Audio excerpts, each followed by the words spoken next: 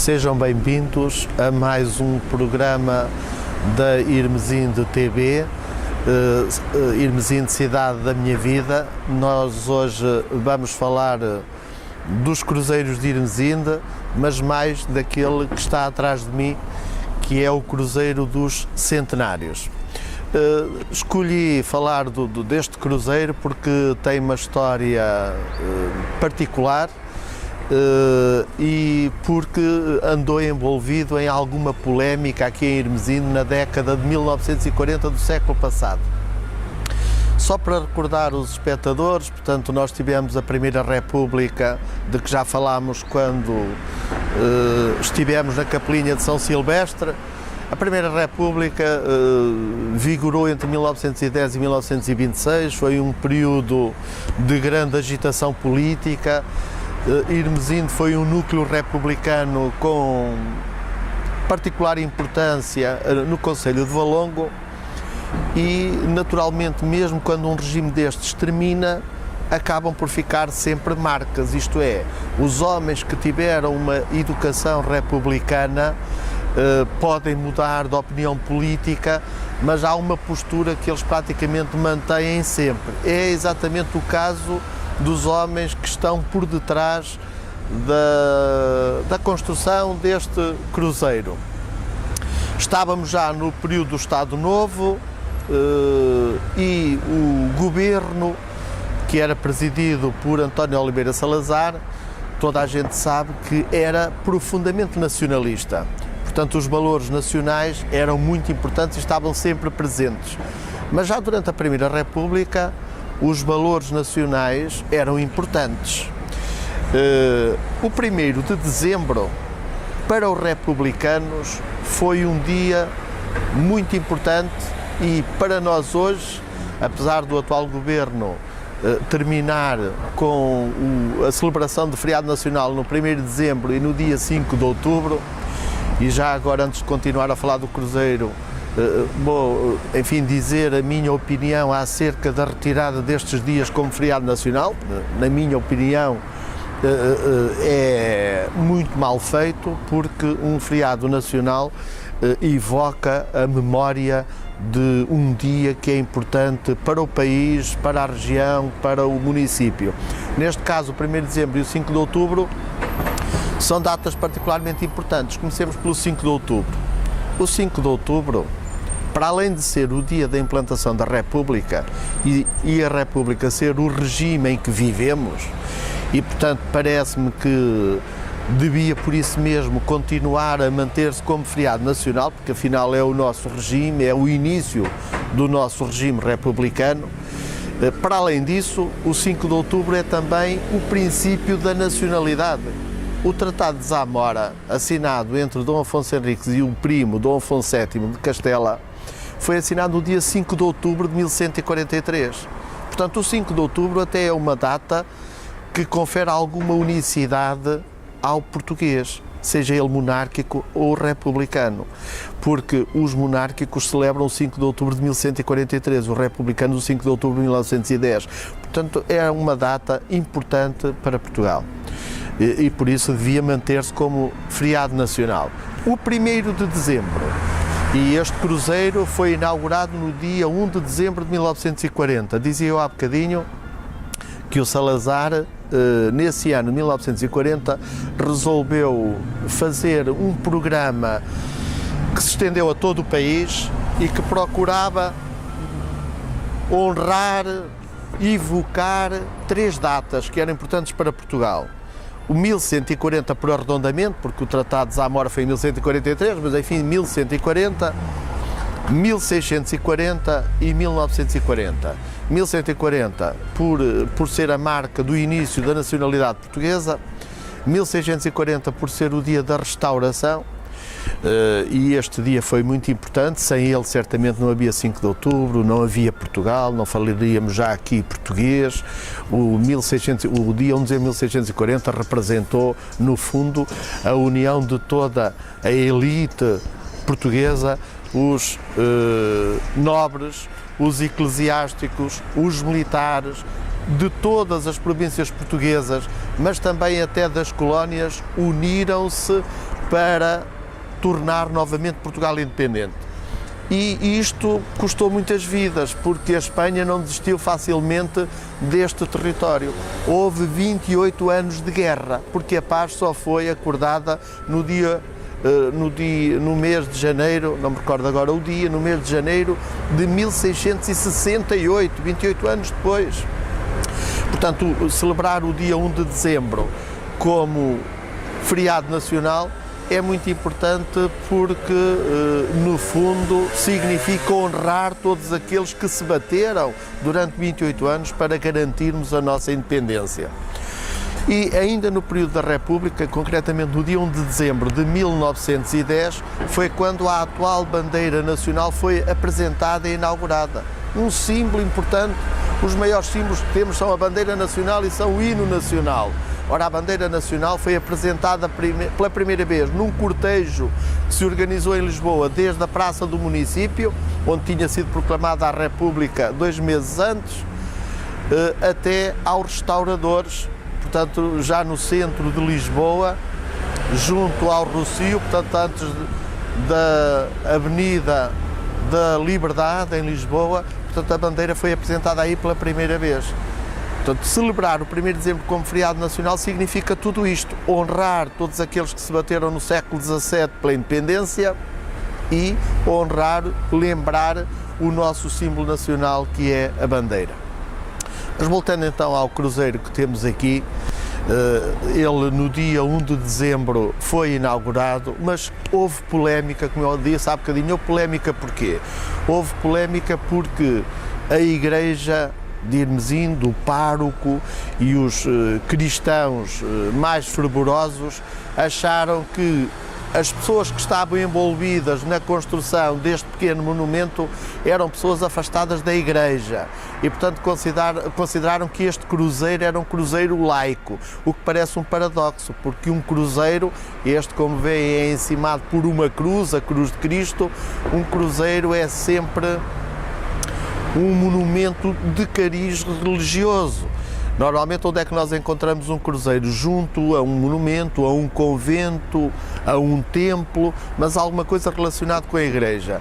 Ora, aqui, nas proximidades, não vemos nenhum convento, não vemos nenhuma igreja, não vemos nenhum templo religioso, nem umas alminhas. Então porque é que temos aqui um cruzeiro? Começa por aí, de certa forma, o afastamento da Igreja deste pequeno monumento.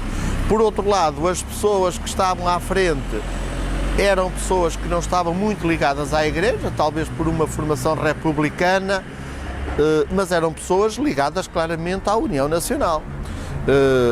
Quem é que esteve envolvido? Exatamente, a Junta de Freguesia. No fundo, foi a Junta de Freguesia que tomou a iniciativa da construção deste cruzeiro, que era presidida pelo Sr. Serafim Ferreira dos Santos, um republicano, mas que aderiu depois à União Nacional, como aconteceu com outros republicanos. Tínhamos também o Dr. António da Costa Almeida, que era o presidente da Comissão Conselhia da União Nacional e que era o proprietário da Quinta de Irmezindo. E tínhamos também, entre outros, o seu genro, o engenheiro Alberto Taborda, que também era aqui o presidente da Comissão Paroquial da União Nacional. Portanto, eram pessoas ligadas ao único partido que existia na altura, a União Nacional, mas eram pessoas profundamente nacionalistas, e isso vê-se nos elementos construtivos deste pequeno monumento que aqui temos. Acho que tem alguma graciosidade a sua coluna torça neo-manuelina, dá bastante elegância ao monumento. Tem uma base assente em degraus redondos, 2 degraus redondos. Temos depois um paralelepípedo, um prisma paralelepipedal com alguns elementos ligados à fundação de Portugal e à grandeza de Portugal, tal como no cimo também temos um cubo que também nas suas faces tem elementos que são muito simbólicos pela ligação que fazem à história de Portugal. Um dos elementos que tem é as quinas, as 5 quinas, que fazem parte também do brasão nacional e que toda a gente sabe que simbolizam a vitória de Dom Afonso Henriques na Batalha de Ourique contra 5 reis mouros. e que significa, no fundo, a afirmação e o poder que o exército cristão português tinha para defrontar o inimigo muçulmano, porque nós crescemos à custa da luta secular contra os muçulmanos, a que nós chamamos de conquista cristã. Vai no mesmo sentido outro elemento, que é a espada e também a cruz, porque a primeira bandeira de Portugal, a de Dom Afonso Henriques, tinha uma cruz azul sobre fundo branco, que era no fundo também o símbolo das cruzadas, dado que, como toda a gente sabe, as cruzadas significa a luta dos cristãos contra os muçulmanos que ocupavam a Terra Santa. Aqui na Península Ibérica nós tínhamos a mesma possibilidade de fazer a Guerra Santa contra os inimigos da fé cristã, que eram os muçulmanos, e que estavam cá desde 711. Portanto, nós não precisávamos de ir propriamente para a Terra Santa para fazermos aqui as nossas cruzadas. Daí que o Dom Afonso Henriques tenha usado a cruz na sua bandeira e que ela apareça aqui também. Mas outro elemento importante que está aqui neste cruzeiro é a esfera armilar.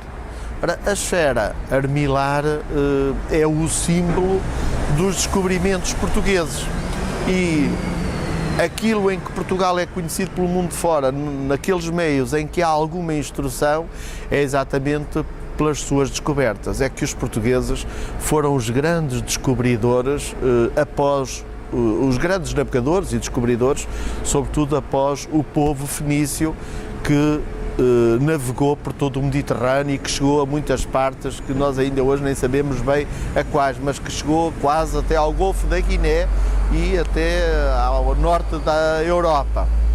Portanto, os portugueses, com as suas descobertas e com as viagens que fizeram no Atlântico Sul, no Oceano Índico, no Oceano Pacífico, e agora até basta lembrar o grande nome de Fernão de Magalhães, não é? Que é ele que dá o nome ao Oceano Pacífico, que é ele que faz a primeira viagem de circunnavegação à Terra. Não o fez ao serviço dos portugueses, é verdade, foi ao serviço dos espanhóis, mas é português e, portanto, isso deve-nos orgulhar. Portanto, a esfera armilar, que de resto os republicanos colocaram na atual bandeira portuguesa, é certamente um marco de ouro da história de Portugal, que os homens de Irmesinde de 1940 quiseram recordar quando construíram este cruzeiro.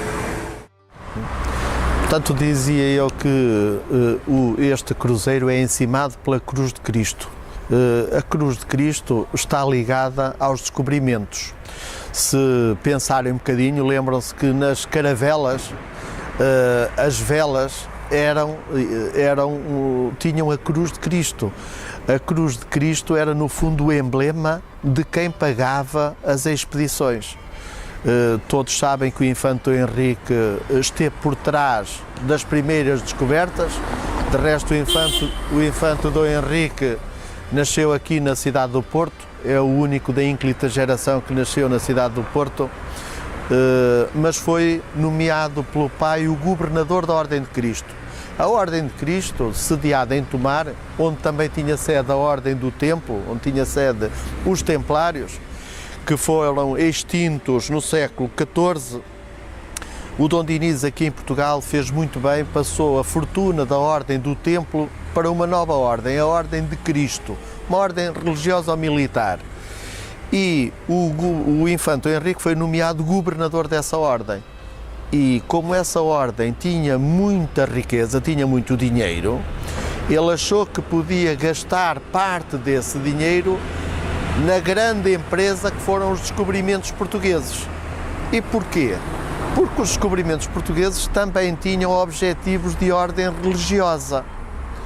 Uma das razões que o levou a descobrir terras, algumas delas povoadas, era expandir a fé em Cristo, era levar a esses infiéis o nome de Cristo, batizá-los, cristianizá-los.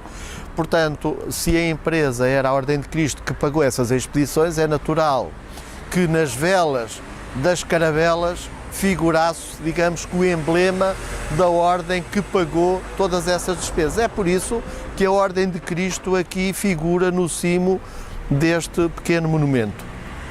As outras cruzes em baixo, exatamente também nesta face que está voltada para nós, são a cruz que utilizou o Dom Afonso Henriques na sua bandeira e no seu emblema, no seu escudo. Mas disse há bocadinho também que esta construção esteve envolvida em polémica. E esteve. Esteve porque, inaugurada no dia 1 de dezembro de 1940, passado 12 dias, não se sabe bem quem, embora haja muitas suspeitas, alguém derrubou a cruz, tirou a cruz de Cristo. Considerando que se tratava de um monumento laico, achavam que não tinha sentido ter lá a cruz, portanto resolveram retirar a cruz. Claro que a cruz está lá de novo, porque eles voltaram a colocar a cruz, portanto organizaram-se aqueles que tinham erigido o monumento, voltaram a colocar a cruz, ela lá está, no sítio dela, fica bem, mas houve realmente esta polémica, houve queixas, crime contra pessoas anónimas que terão deitado a cruz abaixo. Eu tenho aqui a cópia do documento que foi lido aqui no dia da inauguração, portanto no dia 1 de dezembro de 1940. E o nome que foi posto a este cruzeiro foi Padrão Comemorativo do Amplo Centenário de Portugal. E o texto da inauguração diz o seguinte: Irmesinde, Concelho de Valongo, Distrito do Porto, pelas 10 horas, compareceram Serafim Ferreira dos Santos, Adelino da Costa Freitas e Agostinho Marques da Assunção, o primeiro presidente e os restantes membros da Junta de Freguesia de Irmesinde, Dr. António Correia da Costa e Almeida e Alberto Dias Taborda, presidente o primeiro da Comissão Conselhia e o segundo da Comissão Paroquial da União Nacional, e Povo. E logo ele presidente da Junta, indo junto do padrão ali erigido em terreno do município, espargiu flores no sopé do monumento e terreno em roda, declarando em voz alta e de forma a ser ouvido por todos os presentes que de modo tão simples inaugurava o padrão comemorativo do duplo centenário e independência de Portugal. Este ato, que foi revestido de grande fé patriótica e do maior respeito e singeleza, está em obediência a ordens da autoridade superior, terminou ato contínuo. E, para a todo o tempo constar, mandou ele, Presidente da Junta, labrar o presente auto em duplicado, a fim de que o exemplar fique constando do arquivo da Junta de Freguesia e outro seja enviado à Câmara Municipal para os efeitos legais, depois de assinados por ele, Presidente da Junta, e seus colegas nela, Presidentes da Comissão Conselhia e Paroquial da União Nacional e bem assim dos demais cidadãos, que mostraram vontade de os honrarem com as suas assinaturas, e comigo, Alberto Delgado, escrivão da Junta de Freguesia de Irmesinde, que o datilografei, subscrevi e também assino, juntamente com a Junta de Irmesinde, 1 de dezembro de 1940. Fim de citação. Entretanto, como eu disse, de 12 para dezembro, alguém derrubou a Cruz de Cristo, que está no cimo do monumento, e este caso acabou por ser apreciado numa reunião do Executivo da Junta de Freguesia, e a certa altura, numa das atas, a ata do livro número 11, diz, logo na folha 1, diz o seguinte, referindo-se ao Presidente da Junta: já apresentou queixa às autoridades competentes, a fim de que se descubram os verdadeiros autores. Não são estes, por enquanto, conhecidos, mas singular é que se fosse apenas derrubar uma cruz que encimava o monumento. Ora, concatenando factos, é-se levado a perguntar se não haverá correlação como entre causa e efeito entre aquele ato de vandalismo sem nome e certas arengas ao público feitas em lugares sagrados, dizendo-se-lhe que o movimento tinha um caráter laico que não poderia merecer, portanto, a aprovação dos católicos. Por isso mesmo se deviam abster de assistir às festas da inauguração e mais tarde se apresentaram às autoridades do nosso Conselho protestando contra a inauguração desse padrão, nesse momento já anunciado por esta Junta para o dia 1.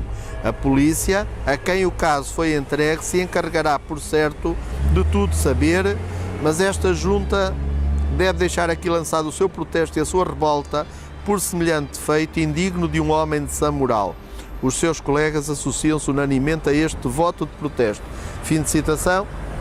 Portanto, é verdade que apresentaram queixa, mas também é verdade que nunca se descobriu quem foram os autores, mas é igualmente verdade que o monumento cá está, é bonito, deve ser preservado e os irmesindenses dessa altura, de 1940, são honrados com a sua presença e com o gosto de vermos aqui este monumento bem tratado neste pequeno espaço ajardinado de Irmesinde.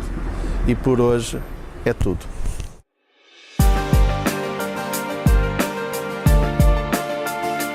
Consulte os volumes dos registros monográficos de Irmesinde para ficar a conhecer melhor a nossa linda cidade.